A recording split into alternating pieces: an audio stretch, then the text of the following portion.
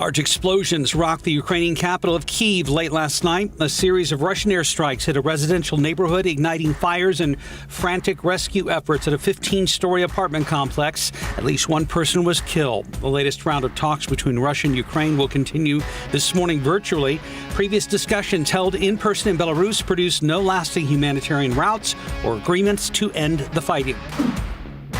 Just as we begin to see a decline in COVID-19 cases, the CDC is sounding an alarm about an Omicron subvariant known as Stealth Omicron.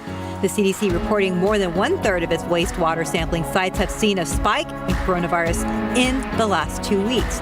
Experts say the U.S. is about 3 to 4 weeks away from seeing a situation that is currently unfolding in the U.K. Cases there increasing by the thousands each day.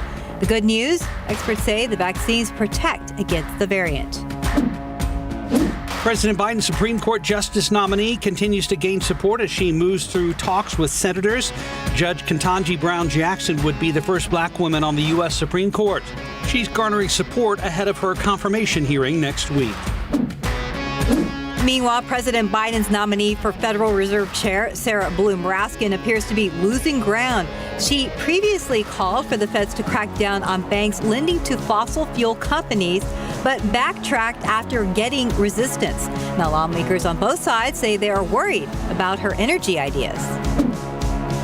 The Federal Reserve getting ready to start its two-day March meeting tomorrow, and by the end, interest rates will almost certainly get the first of what could be several hikes this year in an effort to slow down inflation. But the added weight of the war in Ukraine has some economists worried rate hikes could tip the economy towards recession.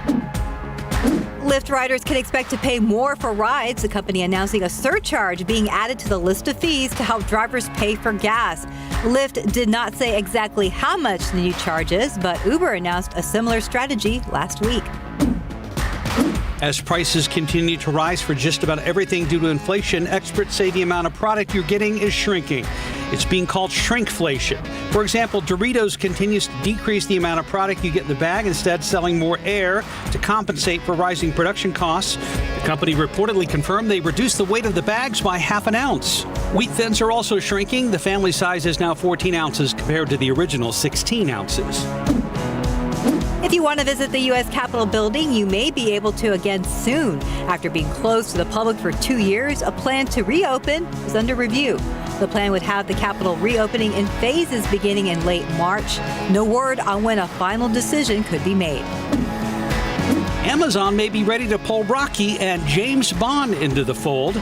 Regulators in the U.S. and Europe are a few days away from a deadline to make a decision on whether to okay Amazon's $8.5 billion deal to buy MGM Studios. And that's today's 9 at 9.